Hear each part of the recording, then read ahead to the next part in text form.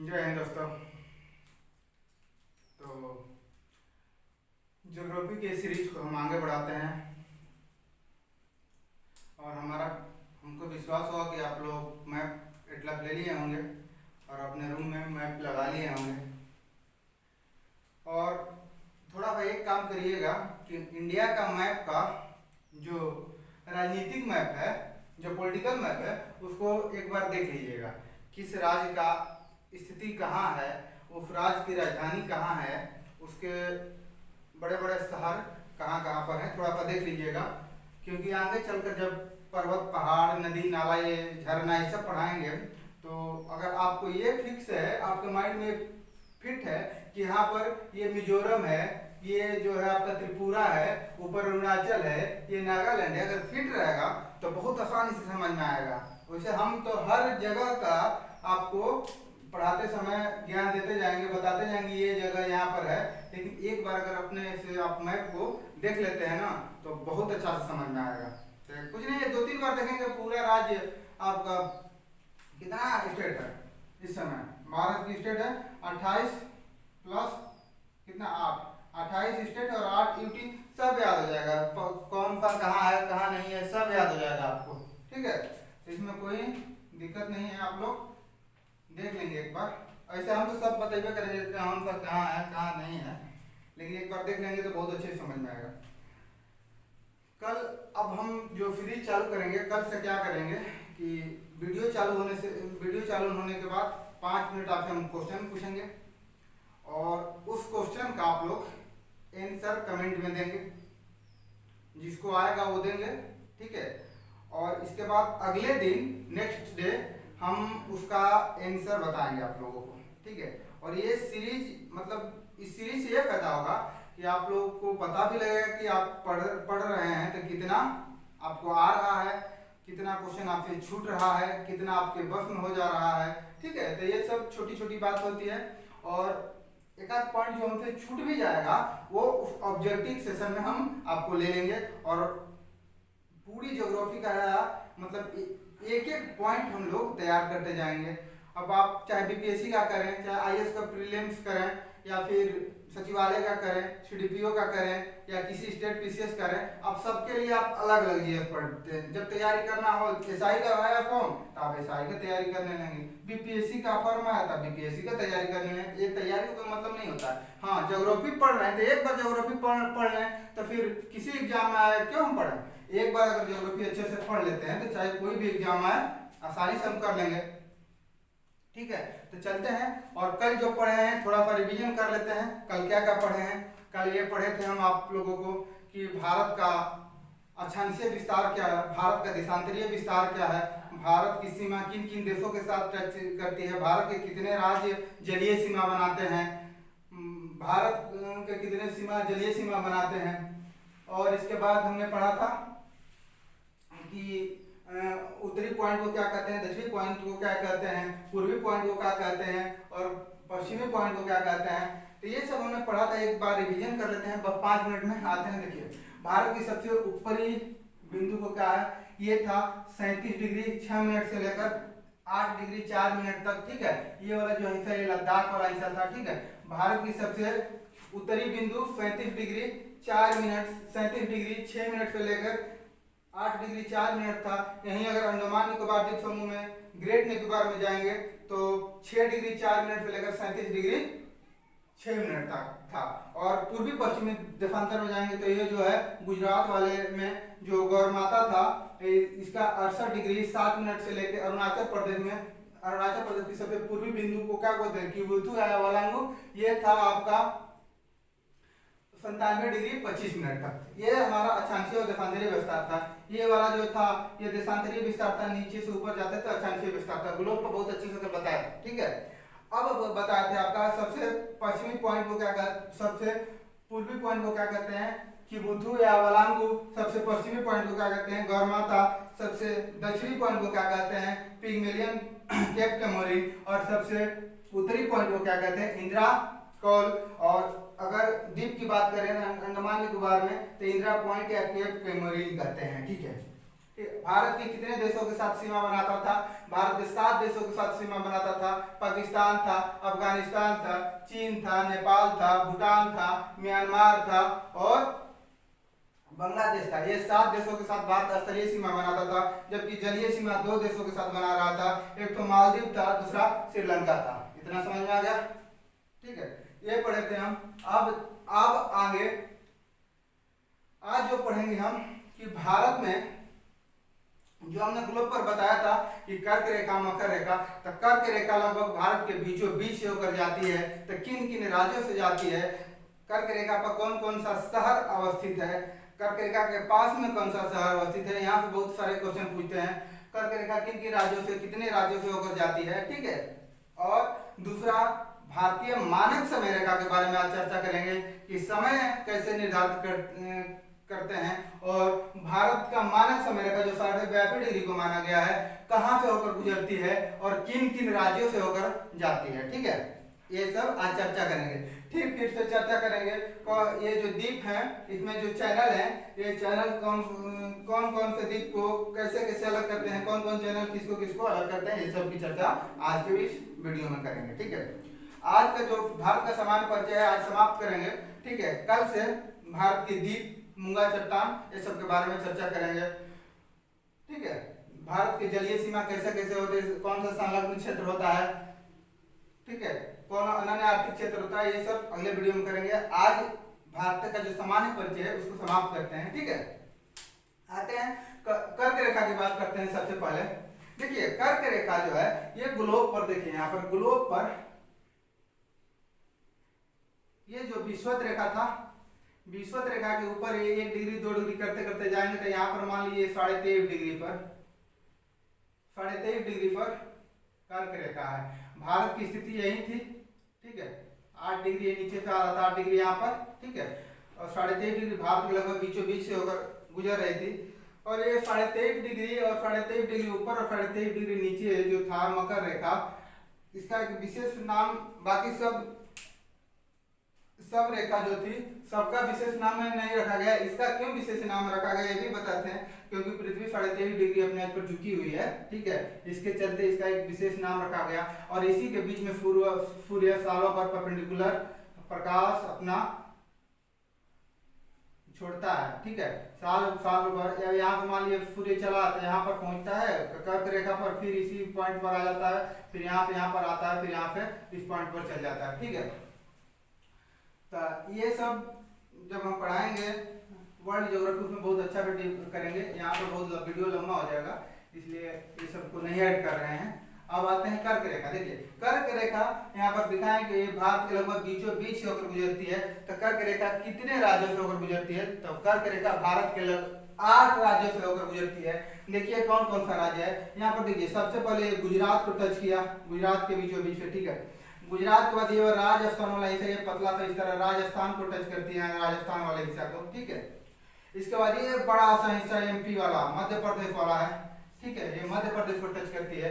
ये वाला थोड़ा छत्तीसगढ़ को टच करती है। ठीक है, छत्तीसगढ़ से या बिहार से लगभग ये झारखंड को टच करती है, ये झारखंड है यहाँ पर। इसके बाद ये पश्चिम बंगाल है। ठीक है, अगर देखेंगे इधर में तो कितना कौन कौन सा है, गुजरात, राजस्थान, मध्य प्रदेश, छत्तीसगढ़, झारखंड और पश्चिम बंगाल। ठीक है, इसके बाद बांग्लादेश आ जाता है। बांग्लादेश के बाद आते हैं तो ये देखिए त्रिपुरा और ये मिजोरम। भारत के 8 राज्यों को टच करती है। लिख लेते हैं 8 राज्यों का नाम। ठीक है,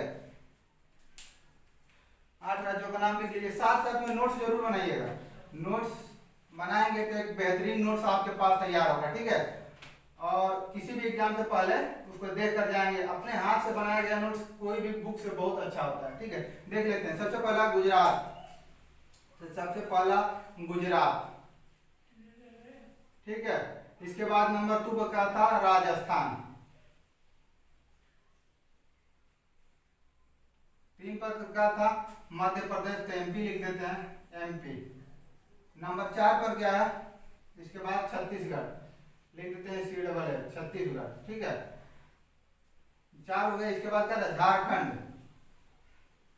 झारखंड। इसके बाद क्या था, पश्चिम बंगाल, पश्चिम बंगाल।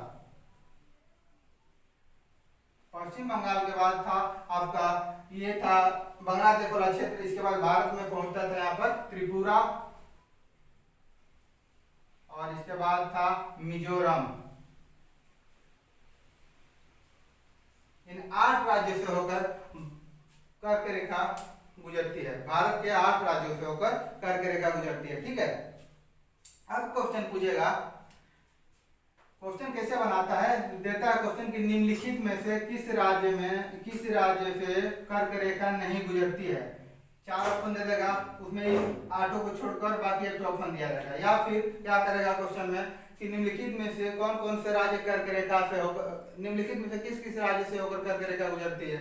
मान लीजिए 4 ऑप्शन दिया, 2 तो इसमें से उठा के दे दिया, पश्चिम बंगाल दे दिया और दे दिया त्रिपुरा। तो आपको ये 8 राज्य याद रहना चाहिए। ठीक है, अब देखिए इससे क्या क्वेश्चन बनाता है।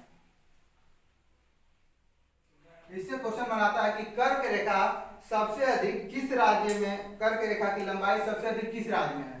तो ये एमपी वाला जो बड़ा सा क्षेत्र है ना, तो कर्क रेखा की सबसे ज्यादा लंबाई मध्य प्रदेश में है। यहाँ से भी क्वेश्चन बनता है कि कर्क रेखा की सबसे अधिक लंबाई किस राज्य में है। तो कर्क रेखा की सबसे अधिक लंबाई मध्य प्रदेश में है। ठीक है, ये हो गया।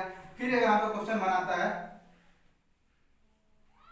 कि कर्क रेखा के पास में कौन सा राजधानी सबसे पास में है। ठीक है, अब यहाँ पर झारखंड की राजधानी देखेंगे तो झारखंड की राजधानी देखिए, यहाँ पर झारखंड की राजधानी, ये झारखंड है। तो जो झारखंड की राजधानी जो रांची है, ये कर्क रेखा के ऊपर ही है। ठीक है, तो झारखंड की राजधानी कर्क रेखा के ऊपर है। देखिए यहाँ पर गुजरात की राजधानी जो गांधीनगर है, ये भी कर्क रेखा के पास में है। ठीक है, फिर देगा आपका मध्य प्रदेश की राजधानी भोपाल, ये भी कर्क रेखा के पास में ही है। ठीक है, तो ये सब आपको स्थिति, सब राजधानी की स्थिति मालूम होनी चाहिए कि कौन सी राजधानी कहाँ पर है। देखिए यहाँ पर ये रांची हुआ आपका। ठीक है, यहाँ पर देखिए गांधीनगर है,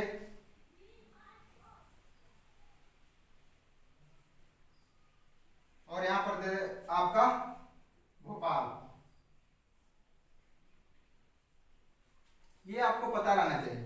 क्वेश्चन में कैसे पूछेगा कि निम्नलिखित में से अरेंज करने के लिए देगा, 3-4 शहर दे देगा आपको कि कौन सा कर्क रेखा के सबसे पास में। दे दिया रांची, दे दिया गांधीनगर, दे दिया भोपाल, दे दिया, और यहाँ पे मान लीजिए पटना दे दिया, या फिर जयपुर दे दिया। ठीक है, यहाँ पर फिर यहाँ पे त्रिवेंद्रपुरम दे दिया, कुछ भी दे दिया। तो आपको अगर स्थिति पता है तो ये आसानी से उसको अरेंज कर लेंगे।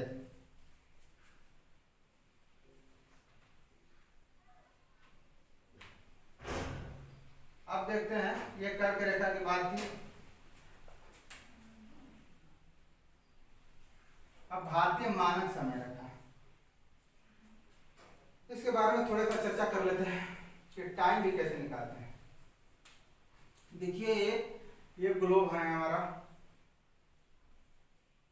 ठीक है, ये ग्लोब, ये हो गया आपका विषुवत रेखा, इक्वेटर हो गया। ठीक है, अब देखिए यहाँ पर मान लीजिए यहाँ पर ड्रॉ कर दिया हमने, ये नॉर्थ पोल और ये हो गया साउथ पोल। ठीक है, नॉर्थ पोल, साउथ पोल। और ये जो देशांतर होती है, क्या होती है कि नॉर्थ पोल से साउथ पोल को मिलाने वाली रेखा को हम क्या कहते हैं, देशांतर रेखा कहते हैं। नॉर्थ पोल को साउथ पोल से मिलाने वाली रेखा को देशांतर रेखा कहते हैं। उत्तरी ध्रुव को दक्षिणी ध्रुव से मिलाने वाली रेखा को क्या कहते हैं, उत्तरी ध्रुव को दक्षिणी ध्रुव से मिलाने वाली रेखा को देशांतर रेखा कहते हैं।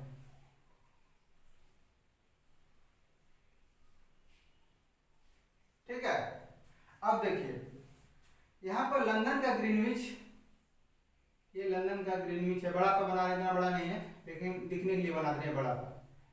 इसी को क्या माना गया, प्रधान एवंतर।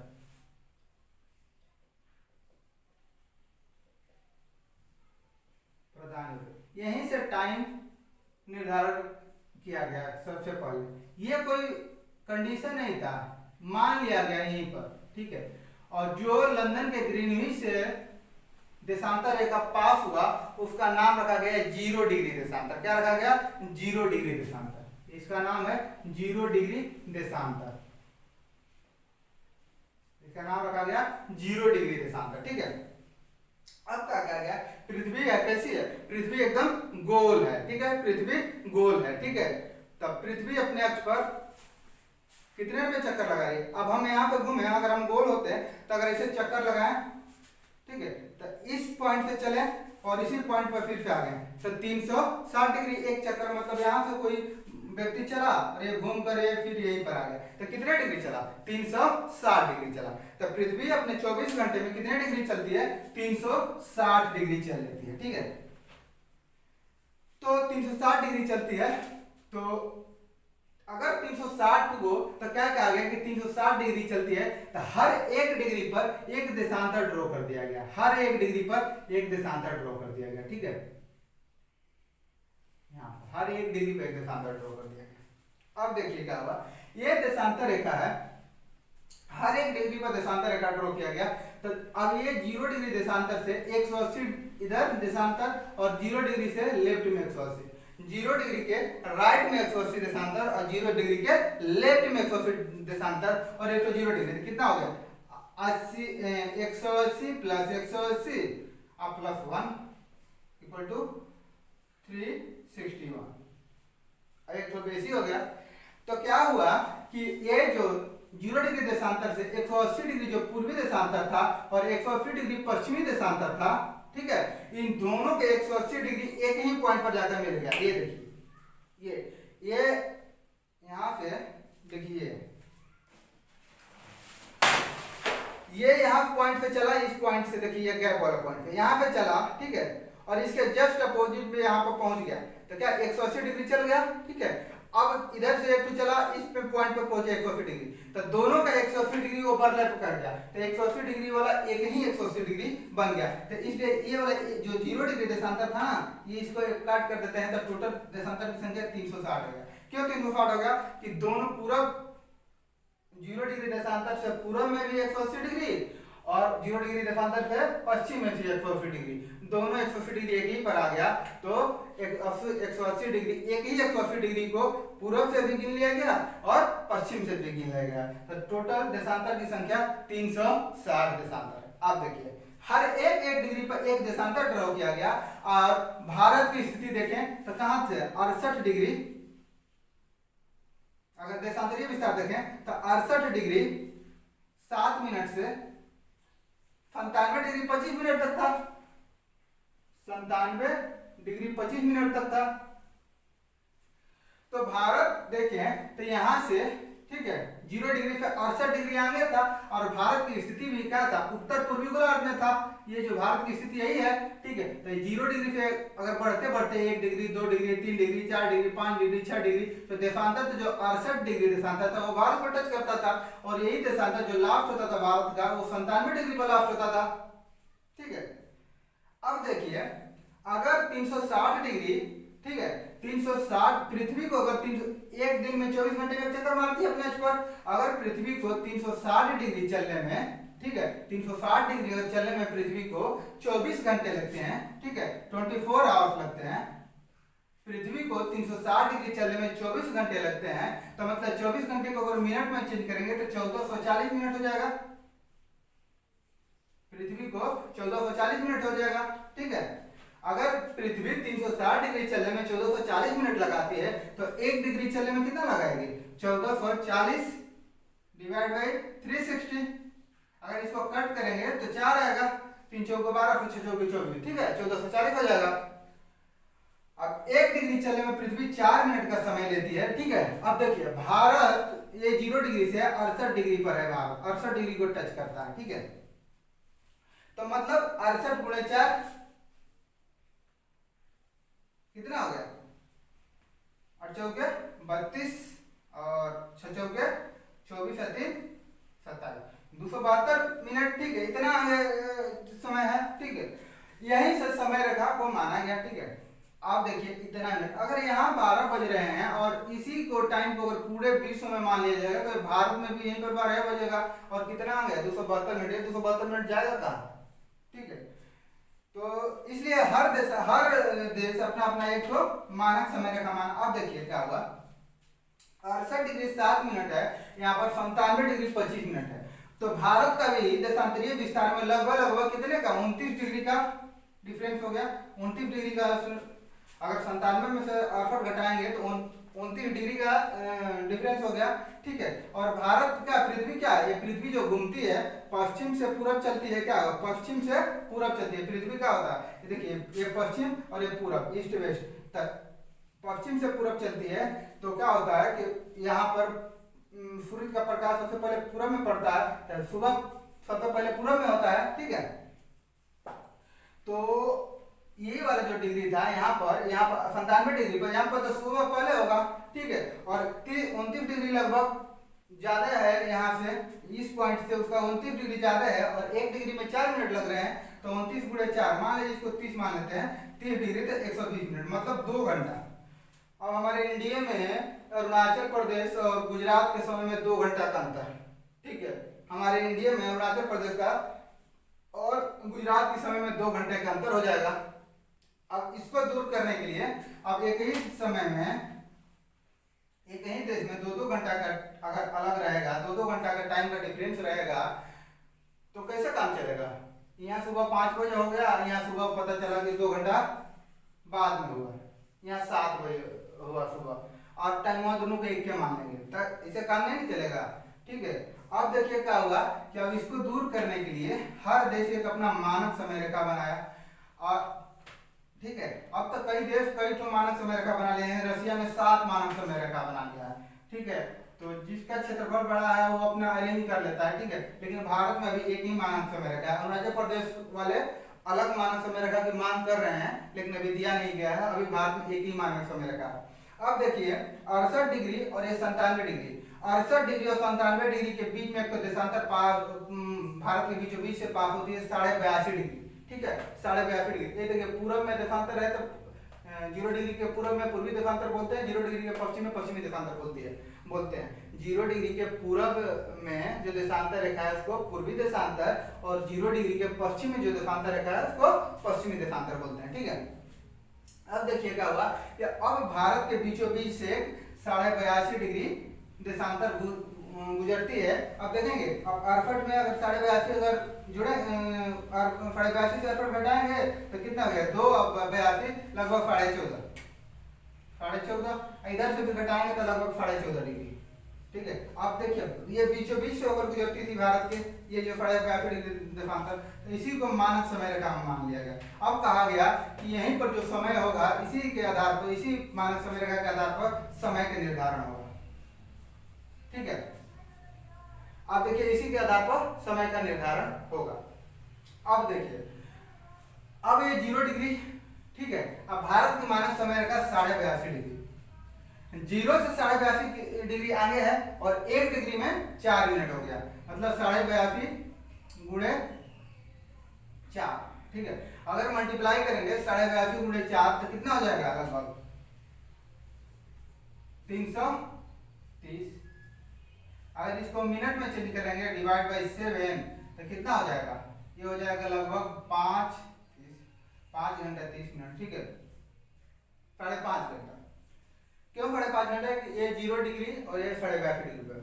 तो ग्रीनविच से भारतीय मानक समय रेखा कितने आगे है, तो 5.5 घंटे आगे है। कैसे आगे है, क्योंकि 82.5 डिग्री पर है और 1 डिग्री में 4 मिनट होता है। ठीक है, और ये 0 डिग्री से 82.5 डिग्री जाने में 82.5 डिग्री और 1 डिग्री में 4 मिनट, तो 330 मिनट डिवाइड करेंगे 60 से घंटा में चेंज करने के लिए, तो 5 घंटे 30 मिनट है। तो ग्रीनविच से भारत का मानक समय रेखा कितने आगे है, 5.5 घंटा आगे है। ठीक है, अगर क्वेश्चन पूछेगा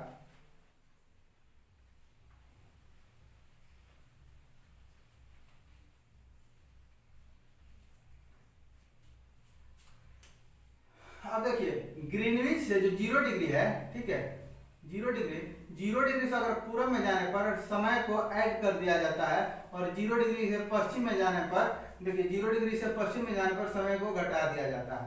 0 डिग्री से पूरब में जाने पर, ये मान लीजिए 0 डिग्री देशांतर है, इसके पूरब में गए ईस्ट में, तो समय को ऐड कर दिया जाएगा। 0 डिग्री देशांतर गए, अगर लेफ्ट में गए, राइट में गए तो ऐड, और लेफ्ट में गए तो घटा दिया जाएगा। ठीक, यही कारण है कि 0 डिग्री से 82.5 डिग्री पूरब में है, इसलिए समय को 5.5 घंटा आगे। ऐसा क्यों किया जाता है, क्योंकि पृथ्वी का जो गति है वो पश्चिम से पूरब में है, और पूरब में इसलिए सुबह पहले होता है, इसलिए पूरब के समय को जोड़ा जाता है और पश्चिम के समय को, पूर्वी देशांतर के समय को जोड़ लिया जाता है, पश्चिम देशांतर के समय को घटा लिया जाता है। इतना समझ में आ गया। अब समय जो है ना कहाँ पर कैसे है, इसको जब पढ़ाएंगे देशांतरीय और अक्षांशीय विस्तार बहुत बढ़िया तो आपको समझाएं कि इस देश की समय कैसे निकाला जाता है, उसको जरूर देख लीजिए वो वाला वीडियो जाकर। अब 42.5 भारतीय मानक समय रेखा, इसको माना गया। तो ये किन किन राज्यों से होकर गुजरती है भारतीय मानक समय रेखा, इसको भी चर्चा कर लेते हैं। तो ये भारत के 5 राज्यों से होकर गुजरती है। ठीक है, भारतीय मानक समय रेखा कितने राज्यों से, मानक समय रेखा कितने राज्यों से, 5 राज्यों से होकर गुजरती है। कौन कौन से वो 5 राज्य हैं, ये देखिए नेपाल से, देखिए यार ये नेपाल से 8.5 डिग्री, इसके बाद ये वाला हिस्सा, ये वाला पड़ा था यूपी वाला हिस्सा, ये यूपी हो गया। ठीक है, भारतीय मानक समय रेखा किन किन राज्यों से होगी, 5 राज्यों से होकर गुजरती है। ठीक है, ये बड़ा सा हिस्सा यूपी का। ठीक है, यहाँ पर देखिए ये वाला हिस्सा ये टच करता है मध्य प्रदेश वाले को। ठीक है, तो एमपी, ये छोटा सा टच करेगा छत्तीसगढ़ को। ठीक है, तो छत्तीसगढ़। ठीक है, अब देखिए भारतीय मानक समय रेखा सबसे पहले यूपी, फिर एमपी, मध्य प्रदेश, फिर छत्तीसगढ़, ये वाला उड़ीसा में घुस गया, फिर उड़ीसा, और फिर ये नीचे आंध्र प्रदेश, ये वाला हिस्सा आंध्र प्रदेश।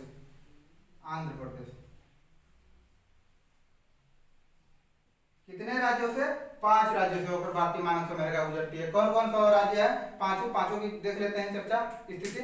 कौन कौन सा राज्य है, यूपी सबसे पहला, यूपी गिनिए नंबर 1 पर यूपी, उसके नीचे आइए मध्य प्रदेश, एमपी, उसके नीचे आइए छत्तीसगढ़।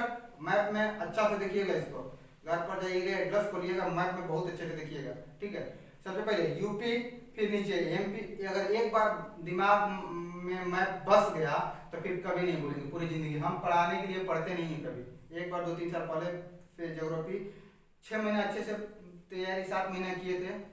ठीक है, इसके बाद कभी नहीं पढ़ते हैं ज्योग्राफी, पूरा मैप माइंड में घुस गया। ठीक है, तो मैप एक बार अगर आपको समझ में आ गया तो फिर वो जल्दी भूलता नहीं। ज्योग्राफी अगर नहीं पढ़ेंगे तो थोड़ा हार्ड लगेगा, नहीं तो बहुत आसान सब्जेक्ट है। अगर एक बार ज्योग्राफी से आपको प्यार हो गया, अगर ज्योग्राफी मन में आपका बस गया, बस एक बार मैप को बसा लीजिए और थोड़ा सा फैक्ट को याद कर लीजिए, फिर ज्योग्राफी आपको कभी किसी एग्जाम में कोई धोखा नहीं देगा।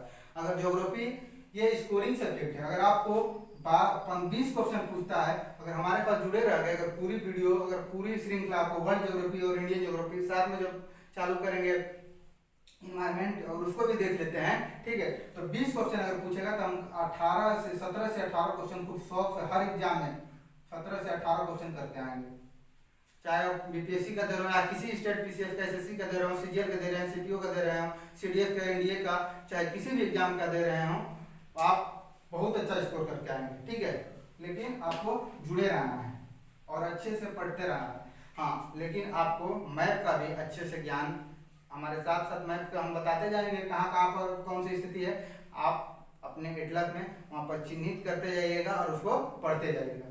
तो हमने कहा कि 5 राज्यों से होकर गुजरती है भारतीय मानक समय रेखा, यूपी, एमपी, छत्तीसगढ़, उड़ीसा और आंध्र प्रदेश। यहाँ पर लिख लेते हैं थोड़ा सा 5 राज्यों। नोट्स बनाइए, नोट्स एकदम जो बोल रहे हैं सबको लिखिए। अगर एक बार नहीं लिख पा रहे हैं तो दोबारा इस वीडियो को देखिए और वहां पर उसको नोट करिए, रोक रोक कर देखिए। एक बार अगर नोट कर लिए तो फिर क्या जरूरत है 10 बार पढ़ने के लिए चीज को।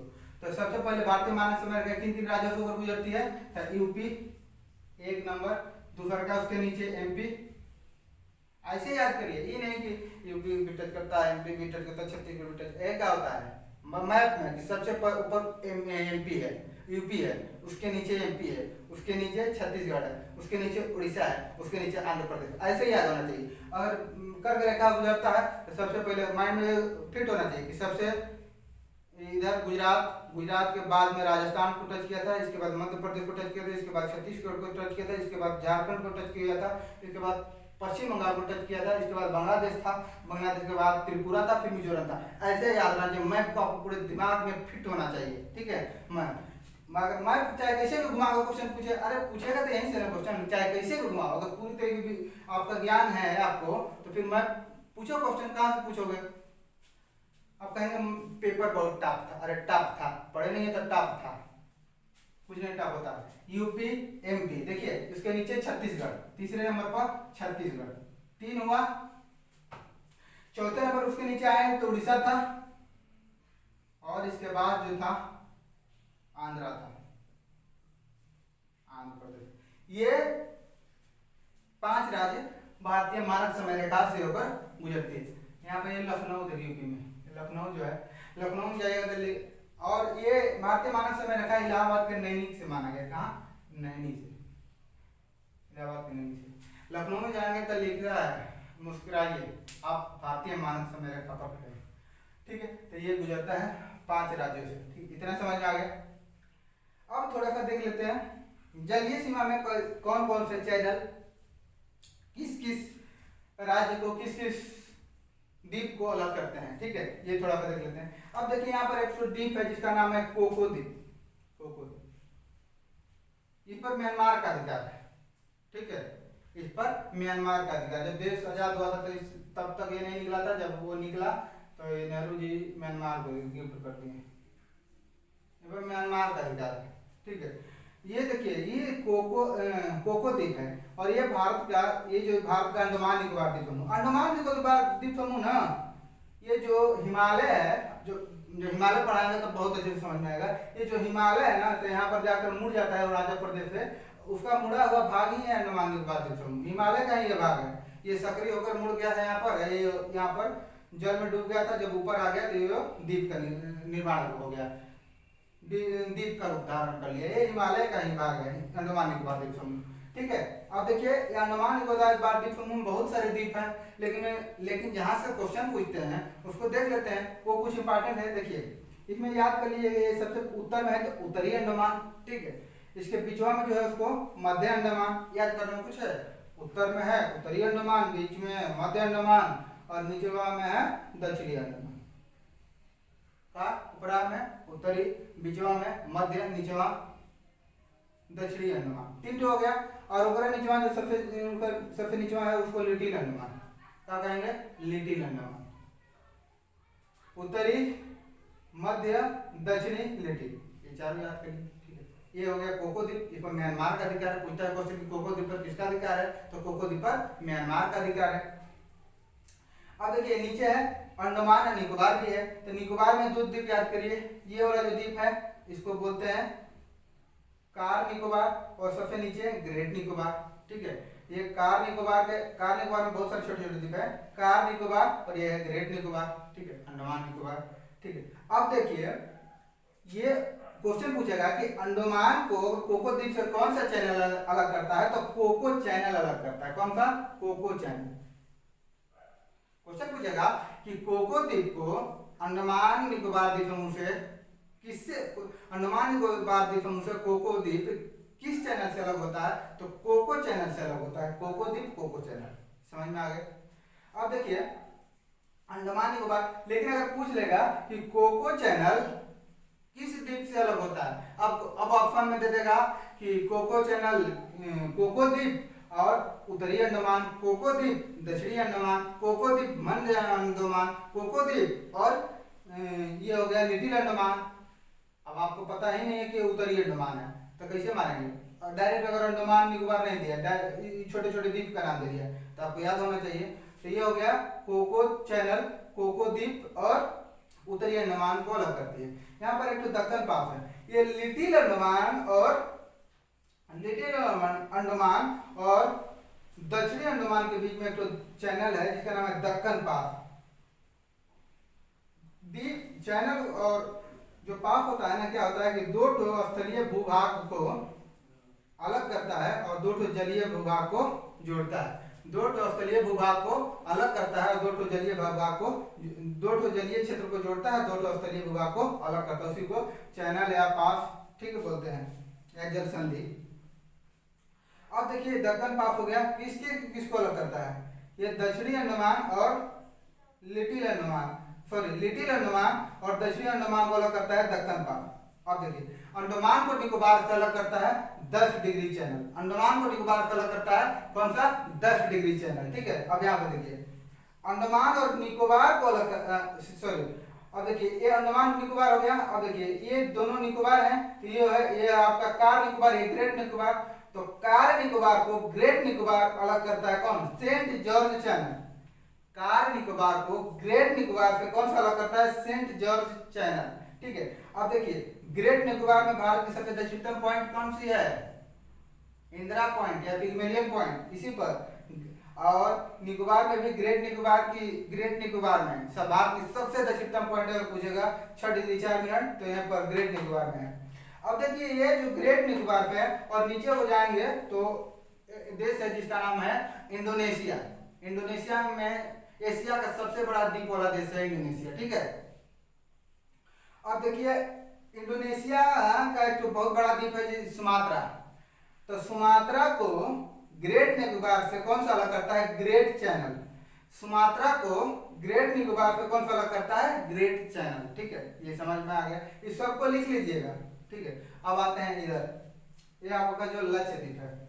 देखिए लक्षद्वीप बहुत सारे 36 द्वीप है, इसमें बहुत सारे द्वीप हैं 36 द्वीप। अब देखिए लक्षद्वीप में जो है, लक्षद्वीप का एक तो द्वीप है एंद्रोथ द्वीप, ये इसका सबसे बड़ा द्वीप। अगर पूछेगा क्वेश्चन कि लक्षद्वीप की सबसे बड़े द्वीप का क्या नाम है, तो एंद्रोथ द्वीप। ठीक है, लक्षद्वीप के सबसे बड़े द्वीप का नाम क्या है, एंद्रोथ द्वीप। ठीक है, अब देखिए लक्षद्वीप की सबसे दक्षिण में जो द्वीप है उसका नाम है क्या, मिनिकॉय द्वीप। क्या नाम है, मिनिकॉय द्वीप। और लक्षद्वीप के नीचे जाएंगे तो एक तो देश है जिसका नाम है मालदीव। क्या नाम है, जिसकी राजधानी है मालदीव। ठीक है, अब देखिए मालदीव को मिनिकॉय द्वीप से अलग करता है क्या, ये क्या नाम है इसका नाम है 8 डिग्री चैनल। क्वेश्चन समझ में आया, ये मालदीव है। मालदीव को मिनिकॉय द्वीप से अलग करता है 8 डिग्री चैनल। ठीक है, अब देखिए मिनिकॉय द्वीप को लक्षद्वीप से अलग करता है 9 डिग्री चैनल। इसका नाम है 9 डिग्री चैनल। जो 8 डिग्री 9 डिग्री चैनल, अब ऐसे भी याद करना आसान होगा कि अब लड़के कंफ्यूज हो जाते हैं कि 8 डिग्री किसमें था, 9 डिग्री किसमें था। अरे ऐसे भी याद रहना चाहिए कि नीचे 1 डिग्री 2 डिग्री 3 डिग्री, तो सबसे पहले 8 डिग्री आएगा ना कि 9 डिग्री आ जाएगा। तो 8 डिग्री पहले, तो पहले कौन सा है, मालदीव नीचे है, तो पहले मालदीव को मिनिकॉय द्वीप से 8 डिग्री और नीचे है तो नीचे 8 डिग्री आएगा, फिर 9 डिग्री आएगा, फिर यहाँ पर 10 डिग्री आएगा। ठीक है, यहाँ पर 10 डिग्री, यहाँ पर 10 डिग्री आएगा, इसके बाद आएगा। तो सबसे पहले मालदीव को मिनिकॉय द्वीप से 8 डिग्री चैनल अलग करता है और मिनिकॉय द्वीप को लक्षद्वीप से 9 डिग्री चैनल अलग करता है। तो ये हमने आज पढ़ा कि भारत का अच्छा से विस्तार सबका रिवीजन किया। और इसमें क्या हमने रिवीजन किया, रिवीजन देख लेते हैं कि भारत की जनसंख्या की दृष्टि से विश्व में दूसरा स्थान है और पूरे विश्व की जनसंख्या का 17.5% सिर्फ भारत में पाई जाती है। पूरे विश्व की जनसंख्या का 17.5% भारत में पाई जाती है और भारत विश्व की जनसंख्या का दूसरा सबसे बड़ा देश है। पहले नंबर पर चीन है। ठीक है, क्षेत्रफल की दृष्टि से भारत 7वें स्थान पर है, जबकि पूरे विश्व के भूभाग का भारत के पास 2.4% क्षेत्रफल है। इतना समझ, ये सब रिवीजन हो गया। आज हमने क्या पढ़ा, आज हमने पढ़ा कि भारत की कर्क रेखा का जो किन किन राज्यों से होकर गुजरती है, कर्क रेखा की स्थिति क्या था। ठीक है, आज हमने पढ़ा भारतीय मानक समय रेखा, आज हमने पढ़ा ये सब विभिन्न बहुत प्रकार के चैनल। ठीक है, अगर ये वीडियो पसंद आए तो लाइक करें, शेयर करें, सब्सक्राइब करें। ठीक है, और हमारे चैनल को, ये सब हम लोग का परिवार है, इस परिवार को जितना ज़्यादा आप डेवलप करें। ठीक है, थैंक यू।